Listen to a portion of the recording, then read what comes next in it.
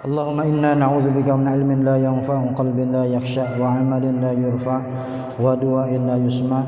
Amin. Amma ba'd. Alhamdulillah, syukurillah, Bapak Ibu sekalian jamaah yang dimuliakan Allah Subhanahu wa taala.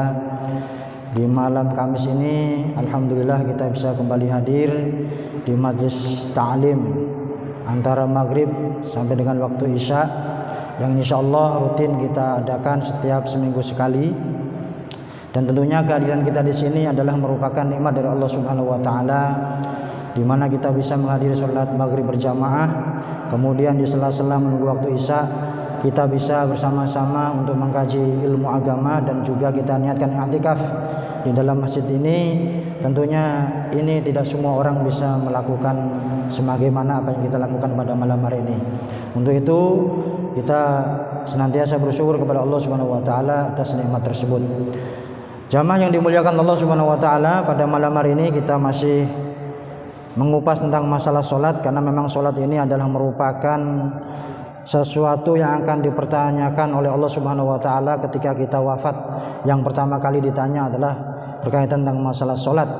Wabil khusus kita sebagai kepala keluarga tentunya punya kewajiban terhadap istri kita dan juga anak-anak kita, bagaimana ibadah mereka, supaya kita nanti ketika ditanya oleh Allah Subhanahu wa taala kita bisa menjawab dengan baik dan bisa menunaikan tugas kita selama di dunia ini.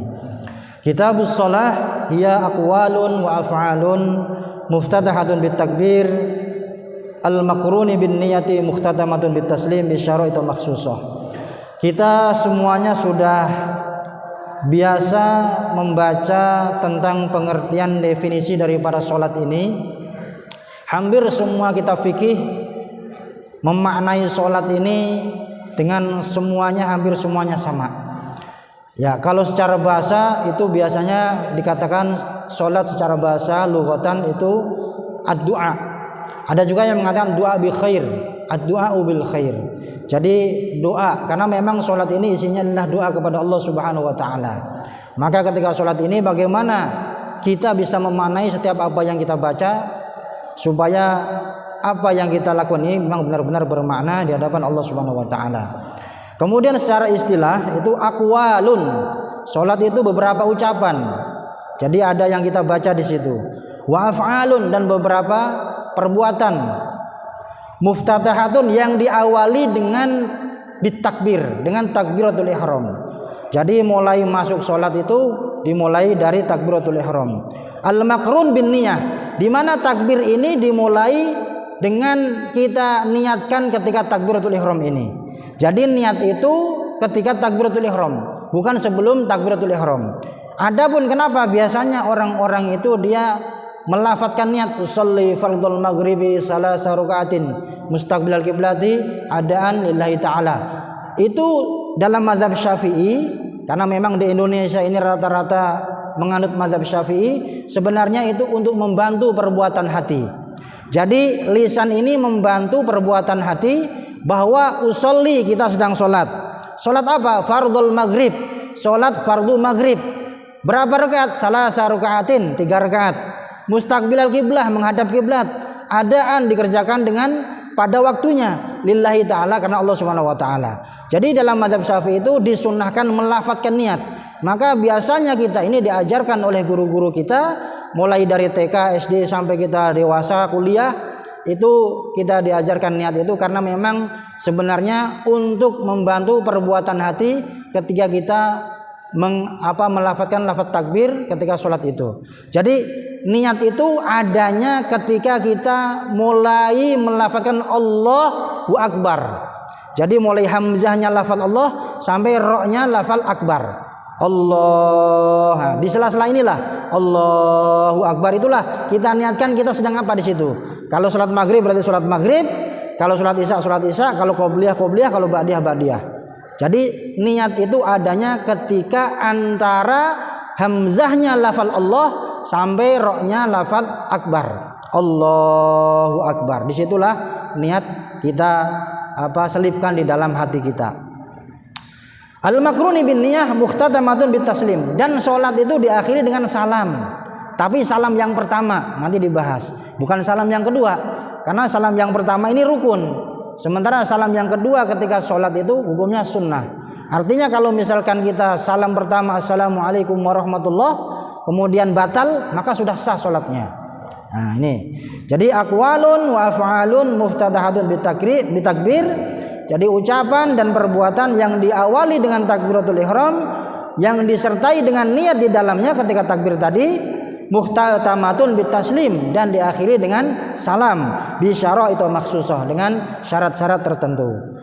Wa aqwaluha. Nah, tadi disebutkan aqwal, ucapan-ucapan dalam sholat. Ucapan dalam sholat itu apa saja? Dalam mazhab Syafi'i disampaikan ada 5. Ada faqwaluha al-wajibah, ucapan-ucapan dalam sholat yang wajib dibaca itu khamsatun, ada 5. Wahia yang pertama at-takbir, mengucapkan takbir. Takbir itu harus diucapkan. Paling tidak kita mendengarkan atas diri kita sendiri. Tidak diam saja. Berarti enggak sah itu takbirnya. Takbir itu harus diucapkan, ya. Jadi at-takbir yang pertama, wal Fatihah, kemudian suratul Fatihah. Al-Fatihah juga diucapkan dengan lisan kita. Tidak bisa hanya dibatin dengan hati kita, enggak bisa. Karena ini termasuk sesuatu yang harus dibaca ketika sholat. At-takbir, kemudian Fatihah, wat tasyahud, kemudian tahiyat. Ya, at-tahiyatul mubarakatus shalawatut thayyibatu lillah, dan seterusnya. Kemudian wassalah ala nabi, kemudian membaca sholawat kepada Rasulullah sallallahu alaihi wasallam pun ini harus diucapkan ketika sholat. Tidak cukup hanya dibatin di dalam hati. Kemudian wat taslimah al-ula, kemudian salam yang pertama. Jadi ini 5 ucapan yang harus dibaca ketika sholat. Yang pertama takbir, yang kedua al-fatihah, yang ketiga tahiyat, yang keempat sholawat kepada Nabi, yang kelima yaitu salam yang pertama ketika mengakhiri sholat. Ini 5 ucapan yang harus dibaca bagi orang yang sedang sholat ketika dia mengerjakan sholat. Sementara af'alnya, perbuatan dalam sholat itu disampaikan yang wajib itu ada 8. Wa af'al wal wajibah samaniyah, ada 8. Wahia an-niyah, yang pertama niat. Niat itu pekerjaan hati. Niat itu yang tahu hanya orang itu dengan Allah Subhanahu wa taala. Niat ini tidak bisa kelihatan. Maka di dalam setiap rukun dalam ibadah nomor 1 itu niat. Karena niat inilah yang menentukan apakah ibadah kita ini diterima oleh Allah apa tidak. Ya, maka ini penting kita niatkan dalam diri kita. Walaupun untuk mencapai derajat ikhlas itu berat sebenarnya, tapi bisa dicapai kalau seandainya kita sudah terbiasa. Ya, sama seperti biasanya kalau bagi orang yang masih awal-awal latihan sholat berjamaah, itu kadang awal-awal itu masih berat. Tapi kalau sudah terbiasa, bahkan nanti kalau seandainya tidak mengerjakan sholat dengan berjamaah itu tidak enak rasanya.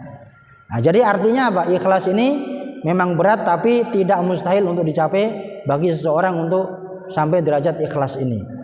Jadi yang pertama niat, af'alul qalbi. Jadi niat itu adalah perbuatan hati. Kemudian yang kedua al-qiyam, berdiri. Kalau sholat wajib, bagi orang yang bisa berdiri, maka wajib mengerjakan sholatnya dengan berdiri. Kalau sholatnya sholat wajib, kalau dia bisa berdiri maka wajib mengerjakannya dengan berdiri. Tapi kalau sholat sunnah itu boleh dikerjakan dengan duduk. Kalau sholat sunnah, walaupun dia bisa berdiri, walaupun sehat, hanya saja pahalanya setengah daripada orang yang mengerjakan sholat dengan berdiri. Jadi kalau sholat sunnah boleh dengan duduk, walaupun dia bisa berdiri. Tapi kalau sholat wajib bagi orang yang bisa berdiri, sementara dia tidak mengerjakan dengan berdiri, maka tidak sah sholatnya. Maka ini qiyam ini termasuk salah satu perbuatan yang wajib dikerjakan ketika mengerjakan sholat bagi yang mampu untuk berdiri. Kemudian yang ketiga ruku'. Kemudian yang keempat i'tidal, ya, berdiri dari ruku'. Kemudian sujud. Kemudian al-julus bainas sajdataini, duduk di antara 2 sujud. Ya, Rabbighfirli warhamni wajburni warfa'ni warzuqni wahdini wa'afini wa'fu anni. Kemudian wal julus alladzi yaqibu salam, kemudian duduk sebelum salam, tahiyat, maksudnya duduk tahiyat. Kemudian wat tartib, yaitu harus urut. Sholat itu harus dikerjakan secara tertib. Wudu harus dikerjakan secara tertib, tidak boleh ngacak. Ya, sebagaimana yang sudah diajarkan oleh Rasulullah Shallallahu Alaihi Wasallam. Jadi kalau perbuatan dalam sholat itu ada 8, kalau ucapannya ada 5.